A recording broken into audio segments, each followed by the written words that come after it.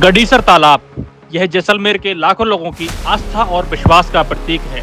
आपको बता दें, ये वही गडीसर तालाब है जिसकी पूजा अर्चना करके ही मुख्यमंत्री भजनलाल शर्मा ने वंदे भारत जल योजना की शुरुआत की थी। लेकिन पिछले कुछ दिनों से गडीसर तालाब पे लगातार आ रही शिकायतों के बाद में करनी सेवा गौरक्षा समिति के सदस्य आकमदान आज गडीसर तालाब पर पहुंचे और उन्होंने मौके पर कुछ नौजवानों को मछली पकड़ते हुए देख लिया। जब उन नौजवानों से पूछा गया कि वो मछली किस आधार पर पकड़ रहे हैं तो उन युवकों ने कहा कि नगर परिषद से उनका टेंडर है। हालांकि इस मामले में नगर परिषद आयुक्त लछपाल सिंह चौड़ा से भी बात करने की कोशिश की गई, लेकिन उन्होंने फोन नहीं उठाया। बताया जा रहा है कि नगर परिषद ने मछली पकड़ने का टेंडर तो दिया है, लेकिन जो युवक रात दिन यहाँ पर मछली पकड़ रहे हैं वो मछली पकड़ने के लिए ऑथराइज नहीं है। जैसा कि आप सबको पता है कि श्रावण का पवित्र महीना चल रहा है, तो सुबह सुबह के मौके पर लोग पूजा अर्चना के लिए गडीसर तालाब पर पहुंचते हैं और उनके सामने जब मछली पकड़ने जैसे घिनौने दृश्य सामने आते हैं तो उनकी धार्मिक भावनाओं को ठेस पहुंचती है।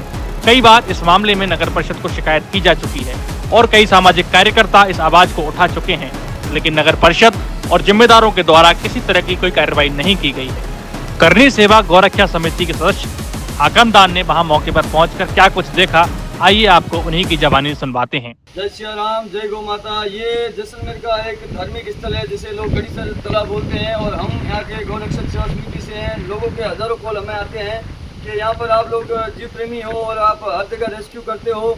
जब आपकी आंखों के सामने आपके जिले के अंदर आपकी प्रसिद्ध तालाब के अंदर अगर ब्राह्मणों के मंदिर है, यहाँ पर हजारों की संख्या में लोग धार्मिक आते हैं, लोग धर्म करने की आस्था लेकर आते हैं, वहाँ पर या तो प्रशासन पूरी तरह मौन है। हमने पहले भी प्रशासन को कई बार चेतावनी दी है, लेकिन यहाँ का प्रशासन कोई एक्शन नहीं ले पा रहा है। जब गडीसर पे करोड़ों रुपए का फंड पास हुआ है फिर भी प्रशासन मौन क्यों है? इसका रीजन क्या है? जब करोड़ों रुपए यहाँ पर इन्वेस्ट किए गए फिर भी यहाँ पर जो स्मैक करते हैं, नशा करते हैं, एमडी खाते हैं, उनके घर पे खाने के भापे पड़ते हैं, वो मछलियाँ मार कर अपना पेट भरते हैं। ऐसे बेवजह लोगों को गिरफ्तार किया क्यों नहीं जाता है और इनके ऊपर क्यों कार्रवाई नहीं की जाती है? इनको परिवार बख्शा क्यों जाता है? या तो प्रशासन ने इनके साथ मिली भगत कहानी बना रखी है, या तो प्रशासन महोदय से निवेदन रहेगा कि इनके ऊपर कड़ी से कड़ी कार्रवाई हो। या लगातार आए दिन मछलियाँ पकड़ते हैं, यहाँ की पब्लिक कुछ समझ में नहीं पा रही है। हर एक कॉल हमारे को करते हैं कि भाई यहाँ पर मछलियाँ पकड़ रहे हैं, हजारों कॉल दिन में आते हैं। हम किस किस को क्या क्या जवाब दें? हमारे पास कोई जवाब नहीं है कि प्रशासन को कॉल करो, लेकिन प्रशासन पूरी तरह से यहाँ पर मौन है।